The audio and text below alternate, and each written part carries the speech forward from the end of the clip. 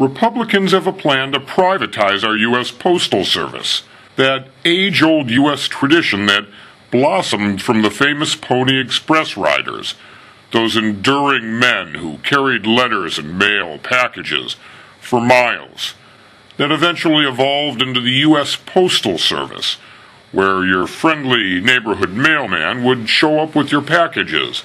It's a memorable institution, like its stamps, its delivery trucks, vans, and jeeps, the famous airmail label.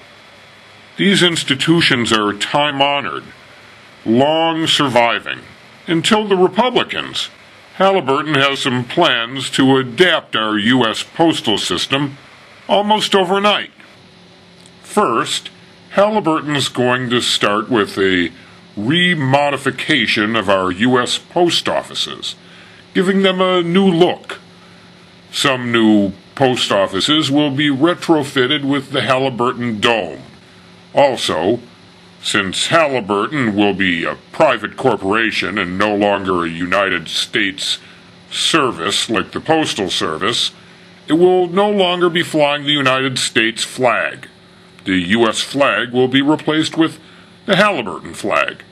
Familiar locations that you've grown to love will take on a new look.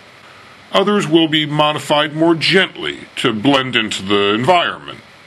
Quaint post offices that you visit regularly will also take on a new look.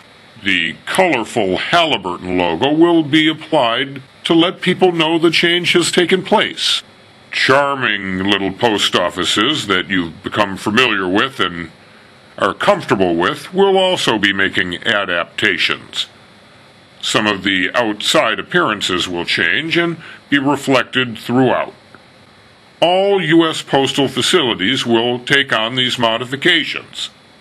And that's not the only thing that's going to change about your U.S. Postal Services. The team at Halliburton has been brainstorming, cooking up some new ideas.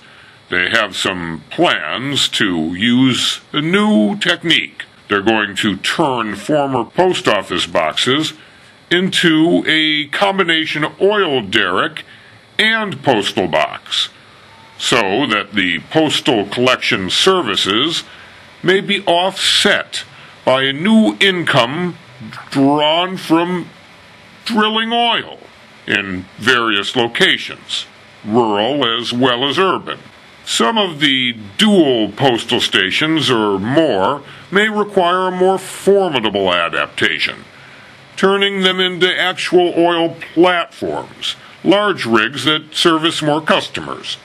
The crack geological team at Halliburton is also scouting for new locations all the time, so a post office box near you may actually change.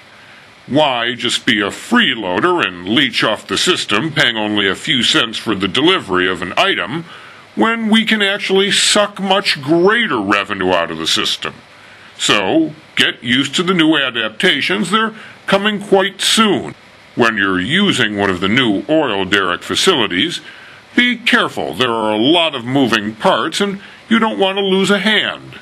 You'll also notice some changes to your delivery staff, the carriers themselves, as well as the way that the mail is actually transported and delivered. You'll no longer see those famous U.S. Post Office vans with their colorful decals and their American symbolism, the eagle decal and the famous motto that we deliver for you. That will be replaced. Halliburton staffers have been working on new ways to bring the mail to you in a less direct fashion, but still convenient for us. Your mail will be transported as speedily as we feel necessary to you by our trained staff of oil workers. They're prepared and trained to care for your packages as they see fit. One new feature for international customers is Halliburton's new Direct America to Iraq delivery service. It's not overnight, but it's pretty reasonable. The price is much less than flying there yourself. So be prepared for some fantastic new changes with Halliburton's Postal Service. You'll no longer have the US Postal Service, you'll have us. So we'll be in charge of pricing. There will be some changes to stamp prices as well. We'll be rolling out our first stamp, a commemorative stamp of George W. Bush, the idiot and war criminal. His famous quote of "Bring 'em on," emblazoned on the stamp, is a silhouette of George Bush in action. He's acting as a bellow for the fires of 9/11. This memorial stamp features George Bush and the 9/11 incident, a painful reminder that presidents shouldn't ignore presidential daily briefings titled "Bin Laden, Determined to Strike Inside U.S." Our second memorial stamp features scumbag Dick Cheney, with one of his most famous expressions spoken to a member of Congress: "Go fuck yourself." Next, we'll be rolling out our Dana Perino commemorative to celebrate this accomplished liar. Perino will be remembered for her famous quote, "There was no terrorist attack during Bush's term."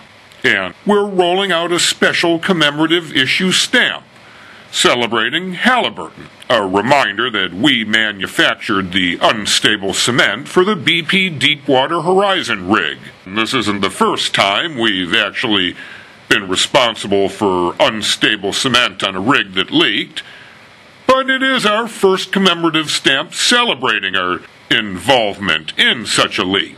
So get ready for some fantastic changes on the horizon.